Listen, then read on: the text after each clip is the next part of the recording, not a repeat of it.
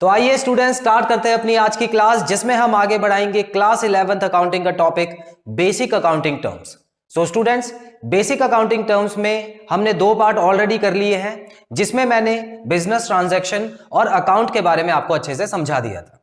तो I hope इस video को देखने से पहले आप वो पार्ट जरूर देख लें ताकि आपका कॉन्सेप्ट अच्छे से क्लियर हो। सो आज की क्लास में स्टूडेंट्स मैं एक और टॉपिक लेके आया हूं अकाउंटिंग टर्म से रिलेटेड, जो कि बहुत ज्यादा इंपॉर्टेंट टॉपिक है और जिसका नाम है कैपिटल। कैपिटल के बारे में आज की क्लास में हम डिस्कस करने वाले हैं स्टूडेंट्स। तो आइए शुरू करते हैं अपनी आज की क्लास। सबसे पहले कैपिटल के बारे में जो डेफिनेशन है वो देखते हैं students. It is the amount invested by the proprietor और पार्टनर इन द बिजनेस।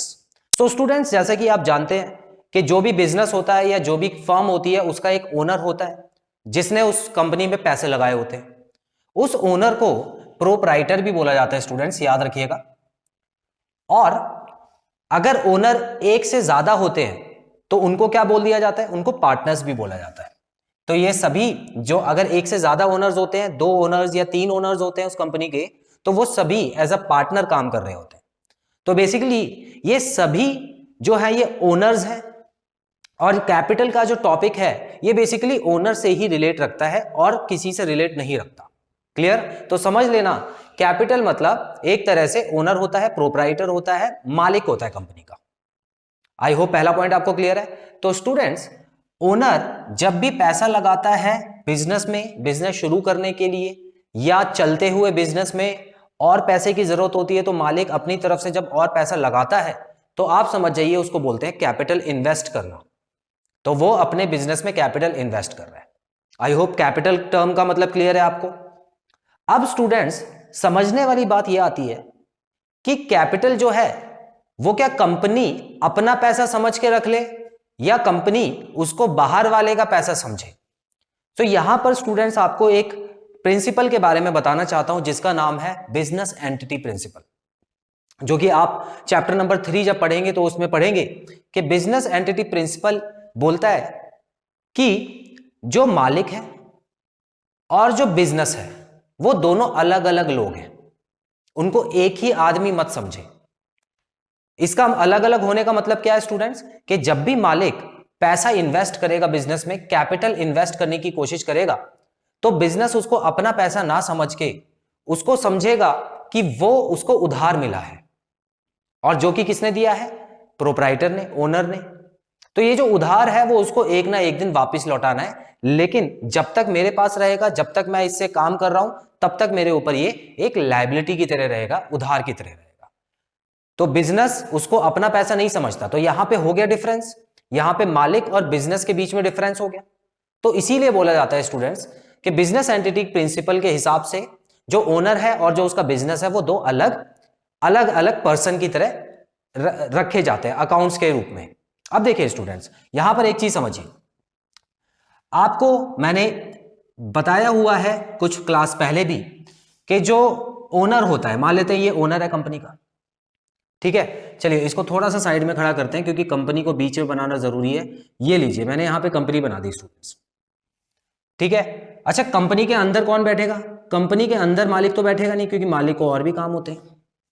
मान लो उसके पास पैसा है, वो और काम संभाल रहा है, लेकिन ये जो हम चैप्टर पढ़ रहे हैं वो क्या है?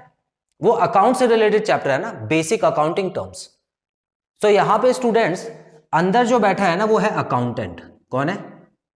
अकाउंटेंट, जो कि आप लोग हो, क्योंकि आप अकाउंट्स पढ़ रहे हो ना, तो आप अकाउंटेंट बनोगे, ठीक है।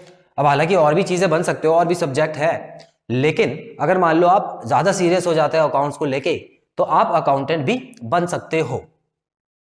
तो कंपनी के अंदर अकाउंटेंट बैठा है जो कि हर चीज का हिसाब किताब रख रहा है, और मालिक जो है स्टूडेंट्स वो कंपनी के अंदर भी हो सकता है और बाहर भी हो सकता है। लेकिन कंपनी ये सोच के चलती है कि ये भाई ये बाहर का आदमी है, ये मेरे, इसका और मेरा दूर दूर तक कोई संबंध नहीं है, ठीक है ना। तो इसका मतलब क्या है कि कंपनी ये बोलती है कि जो ये पैसे देगा मेरे को, जो भी ये जितना भी पैसा देता है मुझे कैपिटल के रूप में, तो मैं उसको उधार समझ के रखती हूँ। चलिए मानते हैं कि इन्होंने कंपनी के अंदर कुछ पैसा दिया, ठीक है, तो पैसे को क्या बोल दिया? कैपिटल, ठीक है। अब ये जो अकाउंटेंट है, अकाउंटेंट तो इसको आउटसाइडर समझता है। अकाउंटेंट तो ये मान के चलेगा कि जो भी पैसा इसको मिला है वो बाहर से आया हुआ पैसा है, तो मैं इसको अकाउंट्स में किस नाम से रिकॉर्ड करूंगा? कैपिटल के नाम से रिकॉर्ड करूंगा, जो कि एक उधार होता है कंपनी के ऊपर। तो ये अकाउंटेंट जब रिकॉर्ड करेगा इस ट्रांजैक्शन को, तो वो क्या करेगा अपनी बुक्स में स्टूडेंट्स? वो अपनी बुक्स में एक नाम दे देगा कैपिटल, जो कि एक तरह की लायबिलिटी होती है। तो इसका मतलब अकाउंटेंट के ऊपर लायबिलिटी बढ़ गई। अब इसका मतलब ये नहीं है कि अकाउंटेंट को अपनी जेब से पैसा देना होगा, नहीं। जब ये लौटाएगा तो कंपनी का जो सामान बिकेगा, कभी अगर मान लो कंपनी फ्यूचर में बंद होने वाली बात आ गई, तो अकाउंटेंट को अपनी तरफ से कुछ नहीं देना, वो तो भाई बेचारा एक नौकर है, नौकर की तरह काम कर रहा है ना। तो उसको अपनी तरफ से कुछ ना देके वो कंपनी का सामान बिकवाएगा और उसके बाद वो पैसे मालिक तक पहुंचाएगा। ठीक है, फंडा यही बोलता है। तो इस तरह से क्या होगा, अकाउंटेंट को सैलरी भी मिलेगी, मालिक का पैसा भी आ जाएगा वापस। क्यों मालिक का पैसा वापस जा रहा है? क्योंकि कंपनी उसको एक उधार समझ के रख रही है अपने पास। सो स्टूडेंट्स, यहां पे लायबिलिटी की तरह लिया जाएगा कैपिटल को।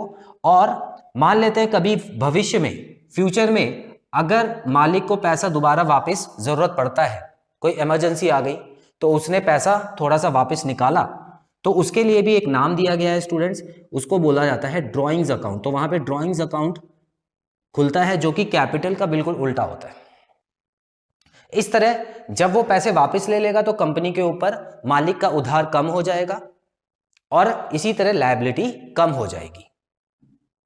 तो कैपिटल का अकाउंट और ड्राइंग का अकाउंट एक दूसरे से उल्टा चलता है। जब भी पैसा मालिक डालता है कंपनी में तो उसको कैपिटल में इंक्रीज किया जाता है, और जब भी पैसा निकाल लेता है मालिक तो उसको ड्राइंग्स बोला जाता है, जो कैपिटल को डिक्रीज कर देता है। आई होप आपको इतना क्लियर है स्टूडेंट्स। तो कैपिटल बेसिकली अकाउंटेंट जो कि एक कंपनी में बैठा है, तो कंपनी के हिसाब किताब लिखेगा तो ये सोच के लिखेगा कि मालिक एक अलग पर्सन है, वो इस कंपनी से कोई रिलेट नहीं करता। चलो मान लेते हैं कि अगर ये सोचता कि मालिक जो है और कंपनी एक ही पर्सन है, तो एक ही आदमी अपने आप को उधार कैसे देगा? सोचिए, अगर ये दोनों एक ही होते तो अपने आप को उधार देना क्या पॉसिबल हो पाता? कभी आपने अपने आप को उधार दिया है? मान लेते कभी आपके पास पैसे कम हो, एक जेब में पैसा कम है और आपको कोई सामान चाहिए, तो आपने दूसरी जेब में हाथ डाला, उसमें पैसा मिल गया आपको। तो पहली वाली जेब में पैसा आपने पहले डाला, अपने आप को उधार दिया और बोला कि जब समय आ जाएगा तो दूसरी वाली जेब में हम वापस पैसा डाल देंगे। कभी ऐसा किया? इतना टाइम होता है? नहीं ना।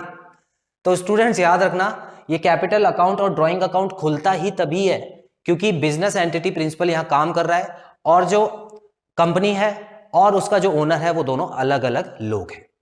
क्लियर? आइए अगला पॉइंट पढ़ते हैं स्टूडेंट्स। लिखा है it may be in form of money और एसेट। तो बिल्कुल सही है। अब जरूरी नहीं है कि ये पैसे से ही उधार दे। अब जब भी एक नई कंपनी बनती है तो उसमें काफी इन्वेस्टमेंट लगता है, उसमें एक बिल्डिंग खरीदी जाती है या बिल्डिंग बनाई जाती है, उसके बाद उसके अंदर फर्नीचर रखा जाता है, उसके अंदर और भी तरह की कई चीजें होती है जो कि एसेट के रूप में रखी जाती है, जैसे मशीनरी हो गई, कंप्यूटर्स हो गए, फैन हो गए, ये सारी चीजें एसेट में ही आती हैं स्टूडेंट्स। तो ये सारी चीजें जो एसेट में आ रही है ये कहां से खरीदी गई होंगी? ये मालिक के पैसे से ही खरीदी होंगी। तो सिर्फ और सिर्फ कैश के बारे में नहीं सोचना आपको। बिजनेस में जितना भी पैसा, चाहे छोटी से छोटी चीज मालिक के पैसे की क्यों ना हो, वो सब कैपिटल में ही आ जाएगा।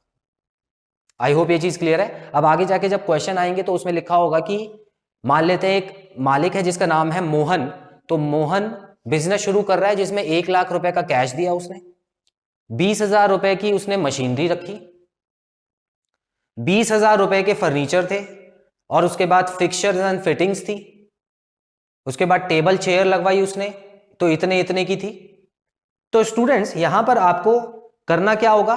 कैपिटल अकाउंट में सबका अमाउंट ऐड करके लिखना होगा, क्योंकि बिजनेस के ऊपर जो उधार आया है वो सबके अमाउंट को ऐड करने के बाद वो जो आएगा अमाउंट वो कैपिटल में आएगा।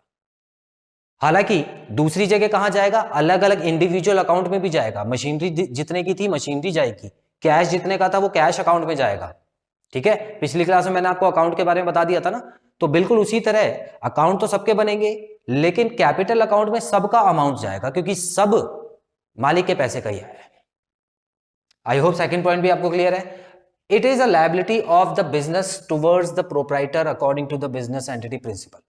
ये ऑलरेडी मैं एक्सप्लेन कर चुका हूं स्टूडेंट्स आपको।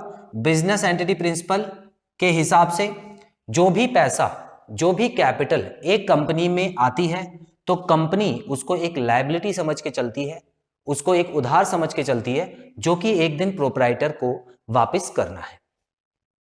It decreases when money is withdrawn और अ लॉस इज इनकर्ड। तो जब भी पैसा वापस ले लिया जाता है या स्टूडेंट्स कभी कभी कंपनी को लॉस भी हो जाता है, किसी भी तरीके का लॉस हो सकता है, तो जो भी लॉस हो जाता है, पूरे साल कंपनी ने काम किया और उस साल लॉस हो गया, तो वो जो लॉस है वो मालिक के पैसे में से ही माइनस किया जाता है। याद रखना, कोई और लॉस का पैसा नहीं देगा अपनी तरफ से, क्योंकि बाकी सब तो नौकरी करने आए हैं। अभी अकाउंटेंट की सैलरी मत काट लेना, ठीक है? अकाउंटेंट अपनी पूरी सैलरी लेगा, बस वो मालिक को ये बताएगा देखो आपने जो पैसा लगाया था उसमें इतना लॉस हुआ है, उसमें माइनस कर दीजिए, क्योंकि अगले साल जो आपकी कैपिटल आएगी वो माइनस करने के बाद जो बचा होगा पैसा वही रहेगा। Clear students? तो इस तरह से लॉस को हमेशा माइनस किया जाता है कैपिटल में, हालांकि प्रॉफिट को ऐड भी किया जाता है। ऐसा नहीं कि आप प्रॉफिट को ऐड नहीं करोगे, सिर्फ मालिक को बोलोगे भाई नुकसान होगा तो तेरे में से काट लेंगे, फायदा हम लोग बांट लेंगे, ऐसा कुछ नहीं, ठीक है? मालिक को पैसा देना भी है। इतना क्लियर हो गया? आगे बढ़ते हैं। Also known as owners equity और नेटवर्थ। स्टूडेंट्स ये बहुत कॉमन नेम्स हैं जो कि आप आगे आने वाले समय में जब बिजनेस स्टडीज या जब इकोनॉमिक्स या अकाउंट्स पढ़ेंगे तो आपको ये बहुत कॉमन नेम्स जो हैं ये कैपिटल के नजर आएंगे, ठीक है? जिसमें से सबसे कॉमन नेम तो नेटवर्थ होता है, आपने कई बार सुना भी होगा। जो बड़े बड़े बिजनेसमैन होते हैं जो यूएसए से संबंध रखते हैं, जैसे कि अगर हम बात करें बिल गेट्स हो गए, तो बिल गेट्स की नेटवर्थ के बारे में आपने सुना होगा। सो ये नेटवर्थ मतलब क्या है? कैपिटल, मतलब उसका पैसा जगह जगह पे अलग अलग कंपनियों पे लगा हुआ है। ओनर्स इक्विटी, ओनर आ गया नाम तो इसको तो पहचानना बहुत आसान है ना। देखो ओनर का लिखा है, और ओनर और कैपिटल, कैपिटल से हमने क्या पढ़ा था कि मालिक का पैसा, तो इसको तो पहचानना आसान है। इक्विटी बोलते हैं जो उनका खुद का पैसा होता है उसको, ठीक है? इक्विटी बोला जाता है जो मालिक का पैसा होता है स्टूडेंट्स, उसको इक्विटी बोलते हैं। अब देखिए यहां पे एक और एग्जांपल लेना चाहूंगा मैं, इक्विटी शेयर होल्डर्स या इक्विटी शेयर की चलिए बात करते हैं। अब ये शेयर्स क्या होता है? शेयर्स स्टूडेंट्स देखिए, अब छोटी मोटी कंपनी है तो उसको तो एक आदमी संभाल लेगा, एक मालिक चाहिए उसको, या दो तीन अगर पार्टनर्स आ जाएं तब भी ठीक है। तो एक छोटी कंपनी के लिए तो इतने लोग काफी हैं, इतने लोग अपने अपने पैसे ले आएंगे, जो इन्होंने जमा किया होगा उसको कैपिटल के रूप में रख के पूरा बिजनेस संभाल लेंगे।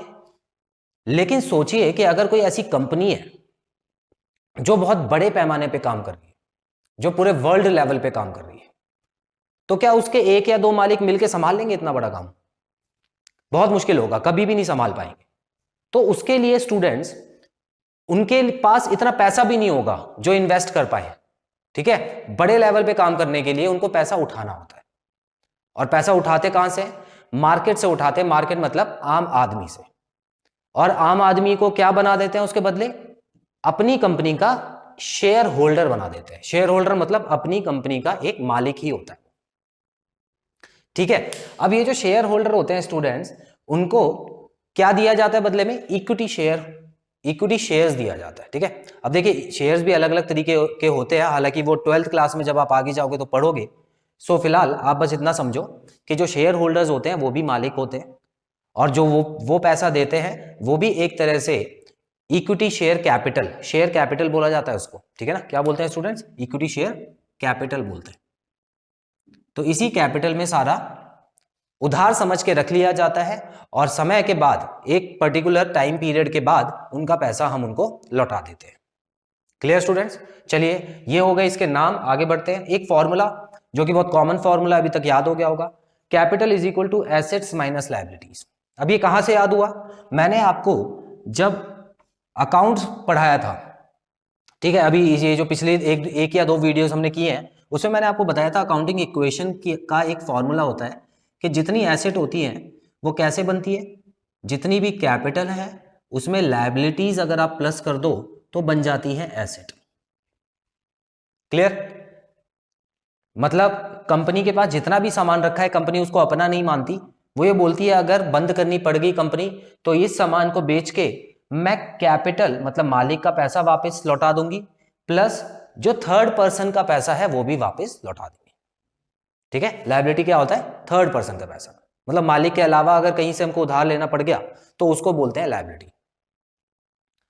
तो स्टूडेंट्स आई होप ये आपको टॉपिक क्लियर है। ये कोई नया नहीं था। अब इसमें क्या किया गया है, बस लायबिलिटीज को यहां भेज के एसेट में से माइनस करके कैपिटल की वैल्यू निकाल दी गई है। इतनी इक्वेशन तो आपको सॉल्व करनी आती ही है स्टूडेंट्स।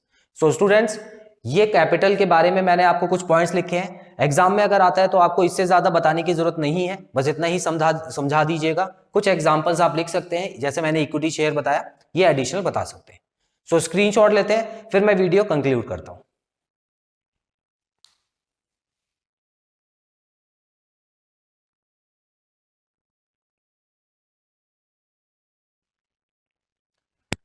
स्टूडेंट्स यहां पे खत्म करते हैं हमारा third part on basic accounting terms, जिसमें मैंने आपको कैपिटल के बारे में डिटेल में बता दिया है। आई होप आपको सभी चीजें अच्छे से क्लियर है। नेक्स्ट क्लास में मैं आपके लिए लेके आऊंगा fourth point on basic accounting terms, जिसमें हम एक नया टॉपिक डिस्कस करेंगे। Till then students, take very good care of yourselves, have a nice time, God bless you, bye bye.